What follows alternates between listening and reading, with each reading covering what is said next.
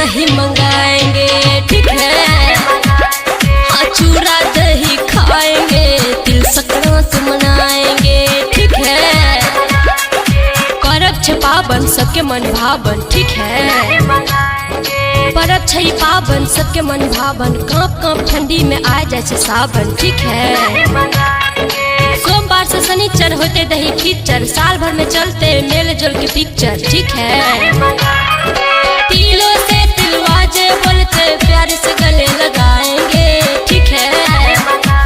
हाँ तिलों से तिलवाजे बोलते प्यार से गले लगाएंगे,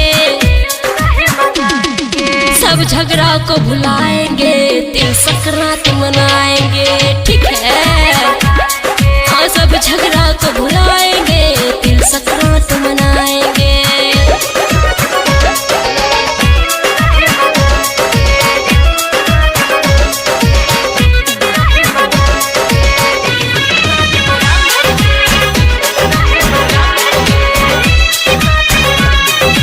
अगल बगल वाली गोर हो या काली, ठीक है।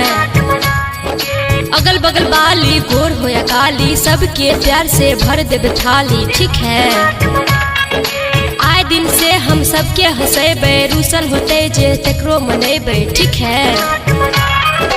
रात में फिर चहटगर खिचड़ी खुदे हम बनाएंगे, ठीक है। हाँ रात में चहटगर खिचड़ी खुद हम बनाएंगे,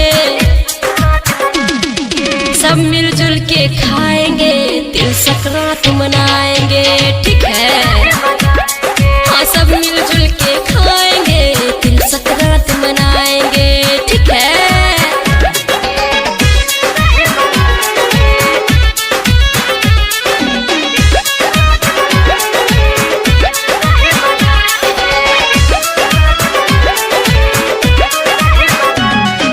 गाबे अनप्रिया खाए के गिड़िया, ठीक है।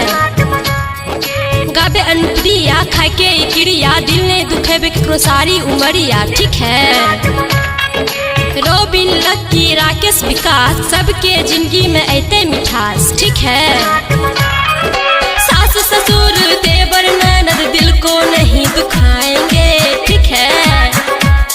हाँ सास ससुर देवर ननद दिल को नहीं दुखाएंगे, हाँ दही चूड़ा खाएंगे, तिल संक्रांत मनाएंगे, ठीक है। हाँ दही चूड़ा खाएंगे, तिल संक्रांत मनाएंगे, ठीक है। हाँ नंदी से पंचौआ दही अब के नहीं मंगाएंगे, ठीक है। तिलकुट एक नंबर और तिलवा सुपर फेमस लाएंगे, दिल भर को फोन घुमाएंगे, प्योर दही मंगाएंगे, ठीक है।